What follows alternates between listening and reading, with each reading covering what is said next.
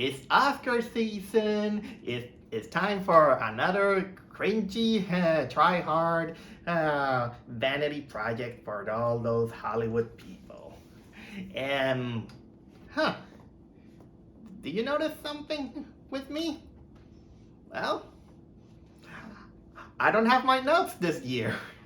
I normally watch this show with pen and paper at hand to write all this stuff that happens, but not this year. This year, I had two reasons why I don't have my I don't have my pen and paper to write all the Oscar all what is happening in the Oscars.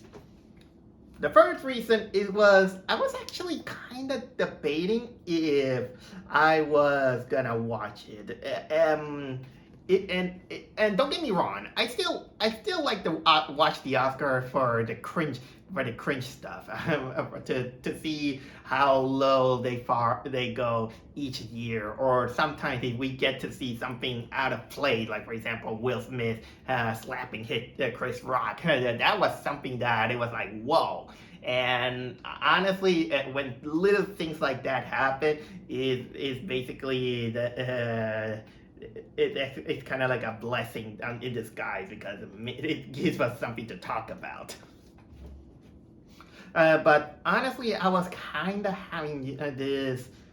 I was having these thoughts that maybe wouldn't tolerate it, and I mostly blame it on the Barbie movie. Because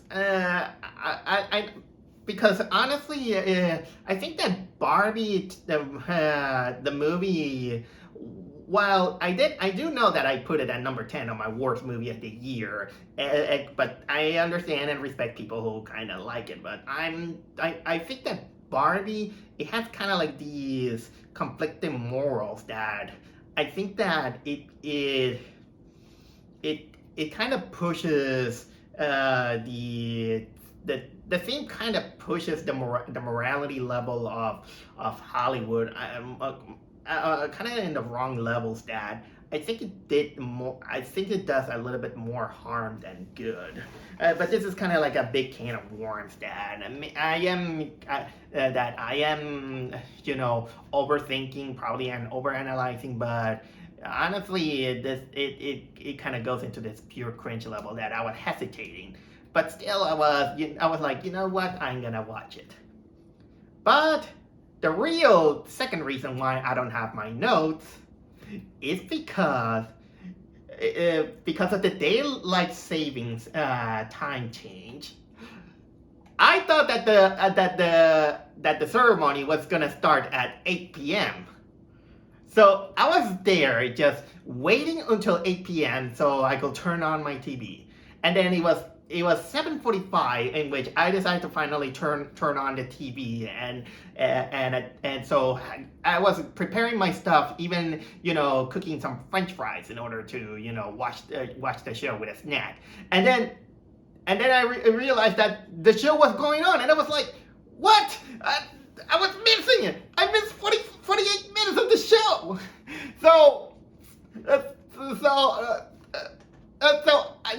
This year, it's gonna be an almost incomplete talk about my thoughts about the Oscar, because I missed the kind of like most the first hour of the event, and so I can't say much. I don't even, so I watched the rest of the show, and so I don't have kind of like a big thought about it because I haven't even seen the beginning. I can't even describe how Jimmy Kimmel was as a host, even because I didn't see his opening act. And usually the opening act is where some of those guys, they slip their tongue because of the state of the Hollywood. But don't worry, I didn't miss some of the other stuff. There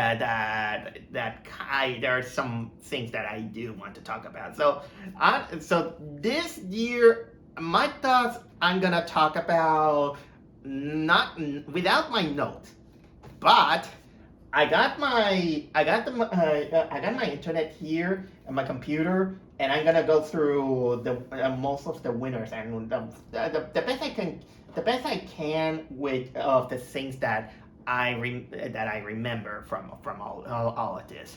So here are my thoughts. Let's go. For example, I will go in this case on the web page in reverse order about my thoughts about each winner. But before that, I will say that the Oscars this year was as close as below average. I'll say it wasn't exactly very exciting. And honestly, there were some moments in which they did really poor execution. There were a few cringy moments, I'll say. But there is one moment that I will always remember. You know what? I'll tell you right now all the things that grabbed my attention. The first one is the moment that I will always remember about that night. And that is John Cena naked.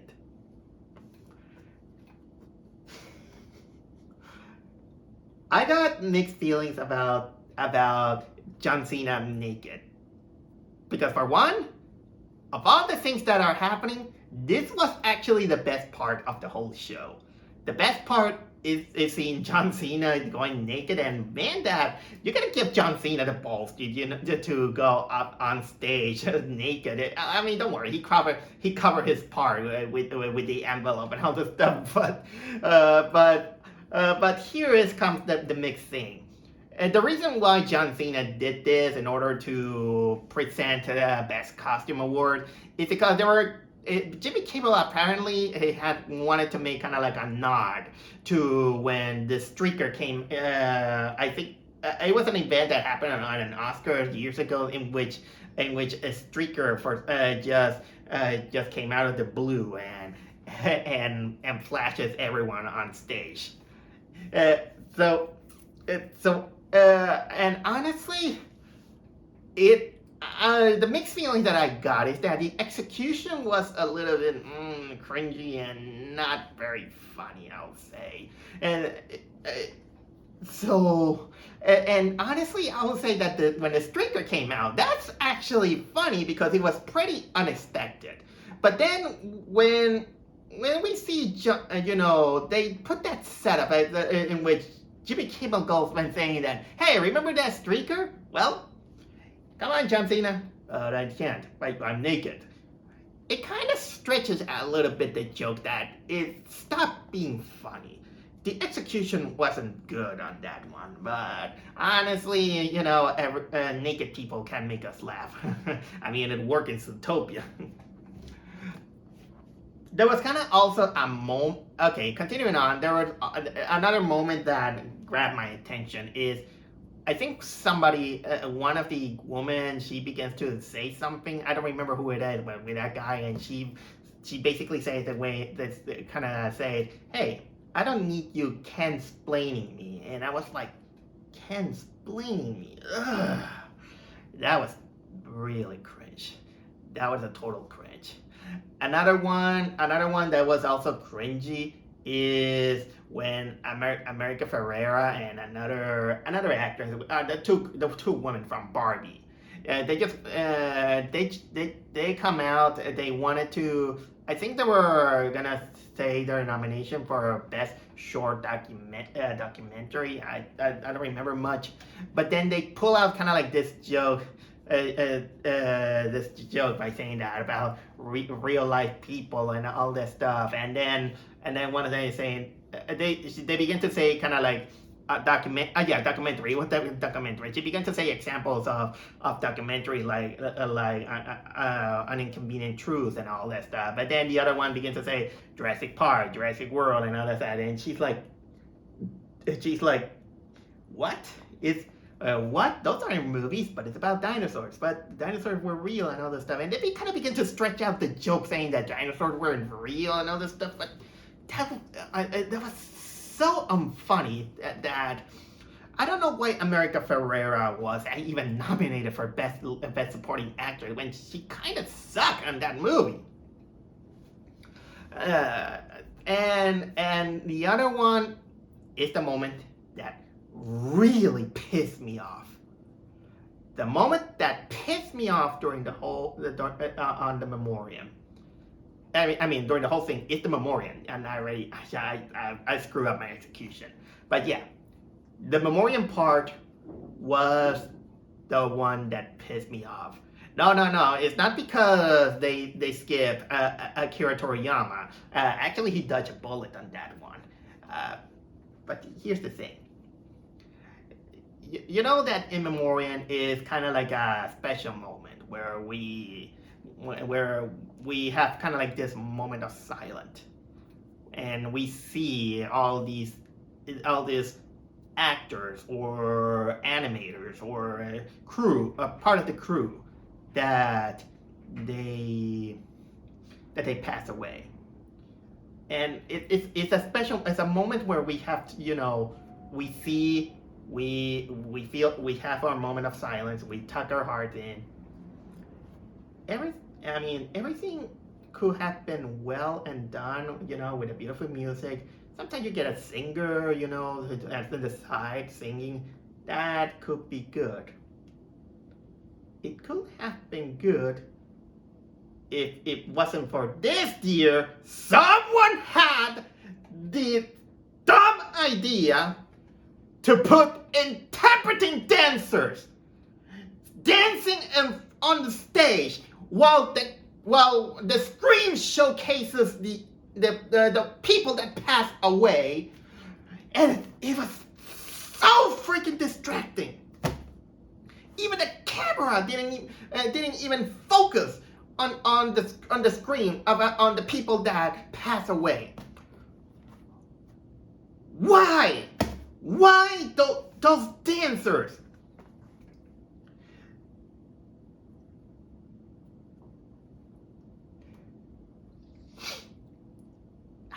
That was such an ADD move. And so disrespectful. How disrespectful for all these people who passed away. Paul Rubens, Carl Weathers, Chandler, etc. And all these interpreted answers dancing around. Please, let us focus. Our focus should be on the screen with the people who pass away, not with the dancers. Dang it! Whew. Well, and that's pretty much some of the highlights of the event that I want to tell you. Now, it is time for me to give you my thoughts about this year's winners, each category. So let's get started. First off on that list, in which there is the winner for best visual effects, and honestly, what a surprise! The winner is Godzilla -1. Very well earned, considering its budget and its effort, but in a way, I thought that this award for Godzilla -1, it was mostly a pity award, because I think Hollywood knows how much of a critical acclaim Godzilla -1 is. But apparently they didn't want it, they didn't want Godzilla -1 to overshadow their own stuff like Barbie and Oppenheimer. Because they are so high and mighty that they don't consider a humble movie like Godzilla -1, who had kind of like a lower budget than any of those Hollywood movies, and it had a lot of critical acclaim, and honestly, it was so unfair. And they just only put it there because it was like, hey, you know what? Let's put it aside here and there. We got the other ones from the American slash British ones or something like that. So while I'm very happy that Godzilla minus one won uh, its only nomination, I still think that it was so unfair that that was the only nomination for me. But for us, we know that Godzilla minus one, it was indeed the best movie of last year. No matter how much Hollywood tries to deny it. Then they got the best sound, and the winner on that one is The Zone of Interest. Uh, I didn't know much about this movie, but I saw some interesting things about this. I did my research, and which is based on a book, and it's actually an interesting tale about this official from World War II. He was a Nazi, and he built kind of like a home near the concentration camp. And and for what it's worth, it piqued my curiosity. One of these days, I might want to check it out. I might check it out. But I don't know how good the sound is, but I saw a review of one guy, and I saw it out by curiosity, and he told me that there is barely any music, and what makes this movie kind of like chilling is that since it likes music, but you see kind of people doing mundane things while you hear the horrors of the concentration camps on the background. So that alone kind of piques kind of like my curiosity, and I do feel if I have some moments, I want to check it out. Best film editing, the winner is Oppenheimer. That one is self-explanatory. Since I did watch the movie, and I do remember that this one is well edited, and it has kind of like these surreal moments, and it doesn't feel choppy, which is a good thing. Next is Best Production Design, and the winner is Poor Things. I never saw that movie, but I gotta admit that it kind of looks good. I thought that Barbie, for better or worse, it was gonna win because, okay, as much as I did get flack on Barbie, I gotta give it credit that it did have some interesting set production, so to make everything plastic. But I never thought that Poor Things was gonna be kind of like the biggest winner for the production design. Funny thing, when I hear the word "poor things," I kind of jokingly go say, "Oh, poor things." Not by mean spiritedness. I just kind of I don't know, something kind of like a jokey kind of manner came to me by just saying "poor things." Best original score. The winner is Oppenheimer. Ludwig Göransson, which is kind of a little bit of a relief. I still wonder how the hell they put Indiana Jones and the Dial of Destiny as a nomination. Oh yeah, because of John Williams. Considering that movie, I don't know. Look, I like John Williams, but lately I think he is kind of going down on being forgetful. I mean, it worked in the past, but I don't know. Something about John Williams is kind of not doing for me. Best original song. The winner is What Was I Made Of for Barbie. This is the only award that Barbie had. Although at first I kind of didn't care for much, but I do have to say something about this one and the other nominations. For example, The Fire Inside from the movie Flaming Hot. I never knew this movie existed until one guy on chat, he told me that, oh, did anyone saw the Cheeto movie? And I was like, what? And then I saw, okay, Flaming Hot, and I never knew that this movie was about Cheetos. And although none of the songs kind of just got me, but I will say that there was some critical acclaim for I'm Just Ken from Barbie. Yeah, but Barbie gets 2 nominations, which it should be unfair. You should have picked one instead of two. I bet that there are other songs that are better than one. Although I Just Can, maybe it didn't win this year, but I think it's gonna win the gayest song and the gayest performances I have seen. Ryan Gosling appears and sings that song in the tackiest, pinkiest suit I have ever seen. It's almost like a Michael Jackson suit, but all pink, and it was kind of like tacky. And what was I made for? I bet your ass that this movie is gonna be forgotten because I don't know. I didn't feel any energy on that song, and not disrespectful, but I think that the actress who sang that song, she sounded like she was gasping for air. But maybe you guys have better appreciation than on music than I do. But well, that's all my thoughts on best original song. Best makeup and hairstyling is for Poor Things. That one I thought it was gonna be Barbie because well, considering that Barbie, is about fashion and all this stuff. Even though it wasn't nominated for that. Man, that I'm going too hard on that. But either way, Poor Things, good for it. I'm good for it. Best costume design, Poor Things wins again. I got a curiosity to watch that movie, but there's one thing that kind of prevents me to do it. But I'll get to that. Best cinematography, the winner is Oppenheimer, and I'm not surprised. So let's keep on.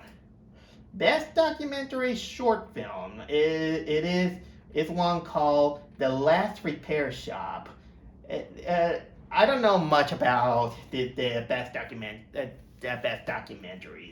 although I don't know any of those documentaries. So I kind of, at least I am happy that it's not about you, because lately some winners are mostly about, hey, it's about this guy who wrote that song or something like that, or it's something like that. That's what I am raise my eyebrows.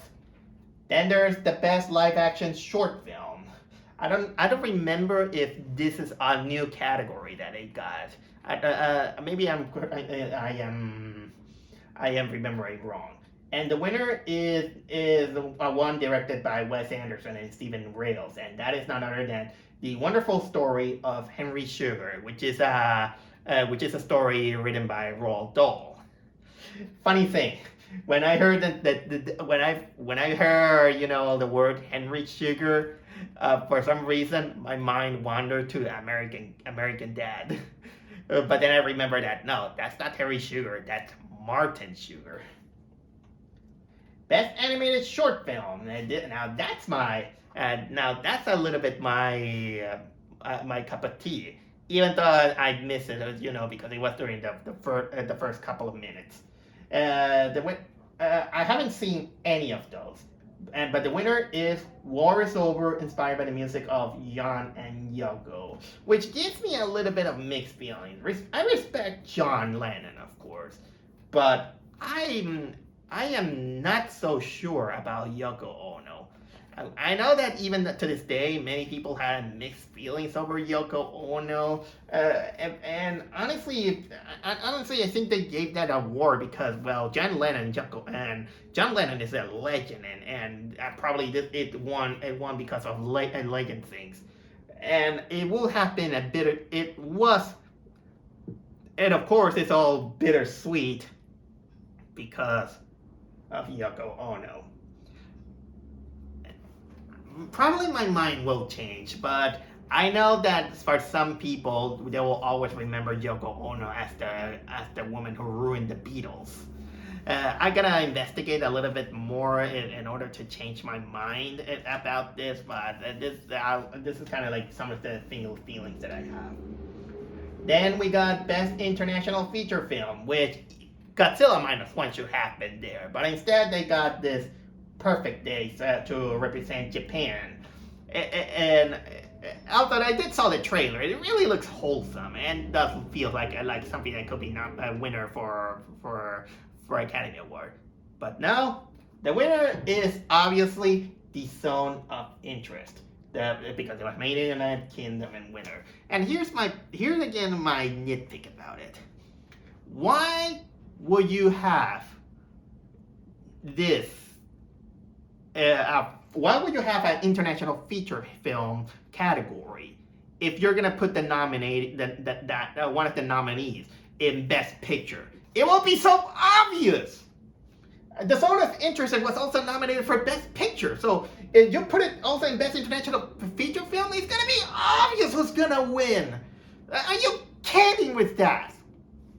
Are you kidding me with this? So this is kind of one of the most blockheaded decisions of the Academy doesn't see. Is that derived from the mystery, but also the fairness for the others. So hear me out. Here's two solutions that you could do. One, foreign films should never be on Best Picture on Best Picture awards. The same goes with animation. When I say it, because you can't put them on two categories because you will see the obviousness of the whole thing. Or the second solution is that include put the other international feature films should be included on Best Picture. Others should be there. I don't. So, or in that case, well, remove international feature film if you're gonna pull up that thing. But that wouldn't be fair for international markets. So honestly, I think that the first idea was the better one. So please, please have some do a better job in this boneheaded move. Okay, continue on. Because of course I gotta be quick or else the batteries run out on the computer.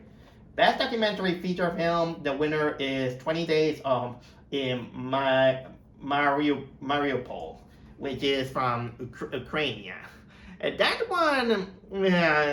one felt like it kind of deserved. Even though the guy who won the award, he kind of slipped out and decides to bring out some words about Russia and his support, because Ukraine and Russia are in war, and I know that it is kind of like a hard thing to say, and even though I have kind of like mixed feelings. I know that in an award of entertainment and all that stuff, it wasn't exactly kind of like that the time and place to do that, but honestly, thinking about it, it's kind of like hard to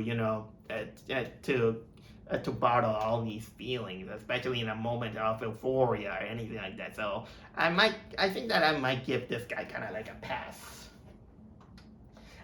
Here comes some my cup of tea.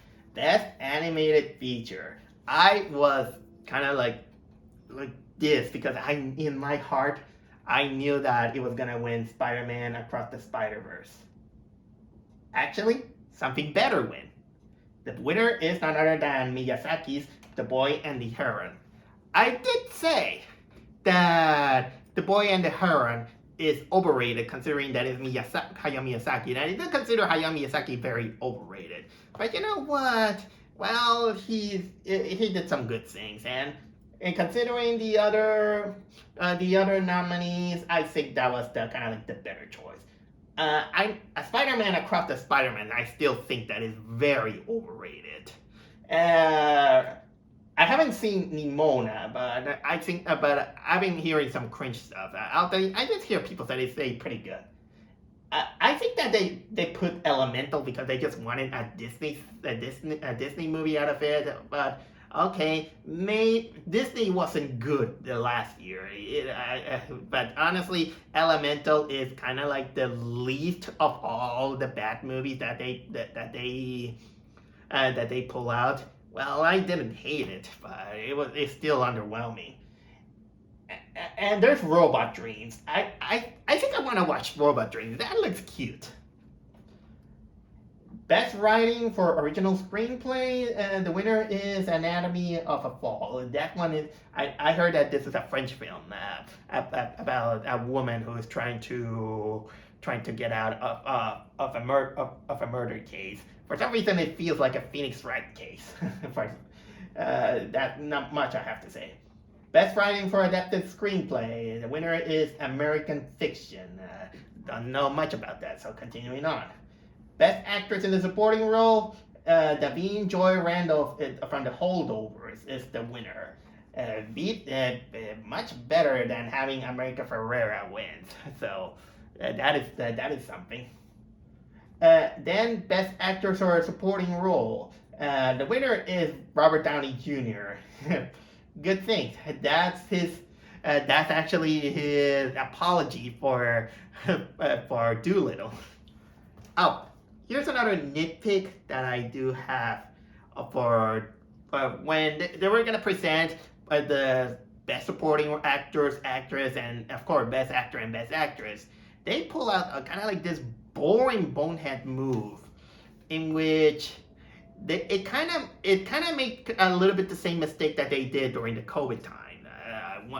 The moment in which I think it was 2021 where they hosted one of the worst Oscars because there was almost no clip for whatever reason. Okay, COVID thing. The thing is that instead of showing us clips to showcase the actors' best moments of the movie, they decided to bring the last five winners of the previous academies, and they have each one of them basically expressing why they deserve the nomination, saying that, hey, you did this, you were charismatic on that, you didn't break character and all that stuff, and honestly, that is a bad move. It was because it was boring.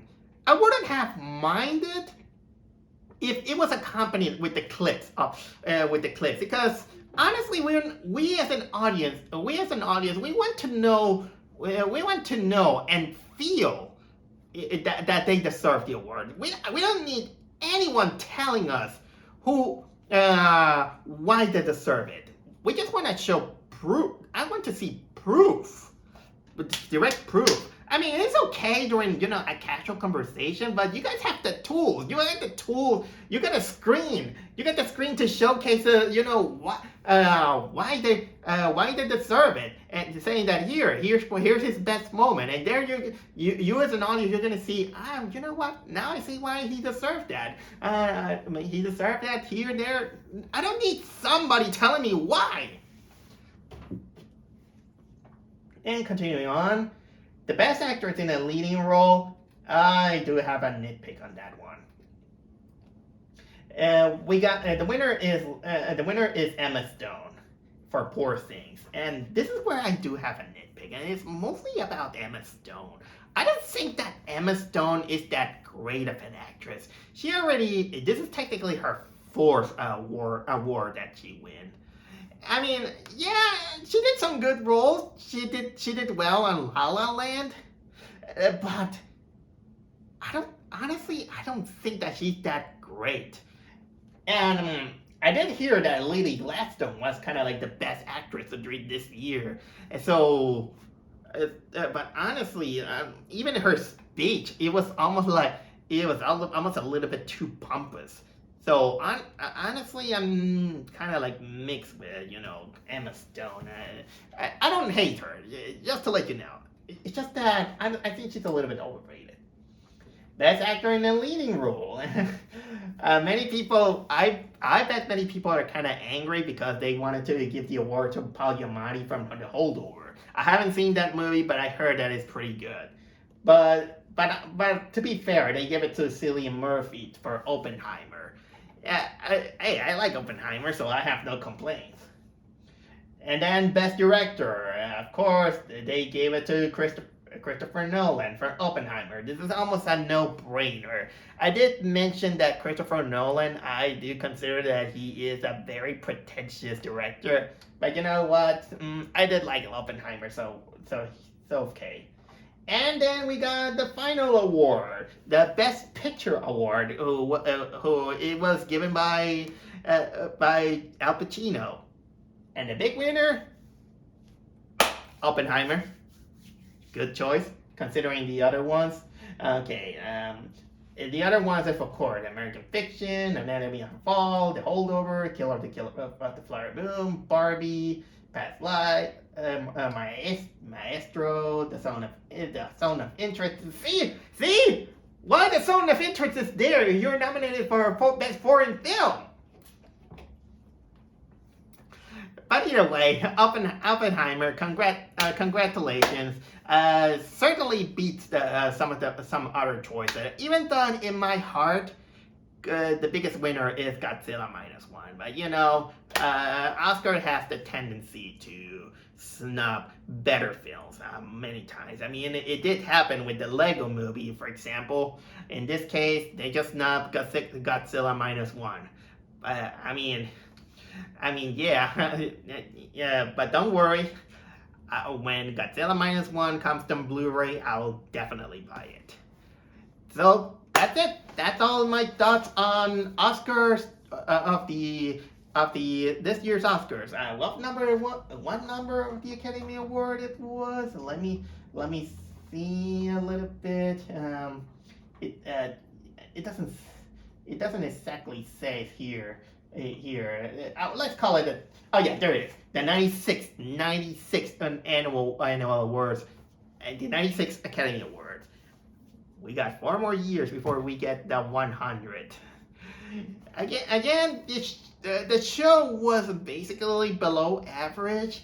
There were some cringy moments like the Ken-splaining, Ryan Gosling in his tacky pink suit.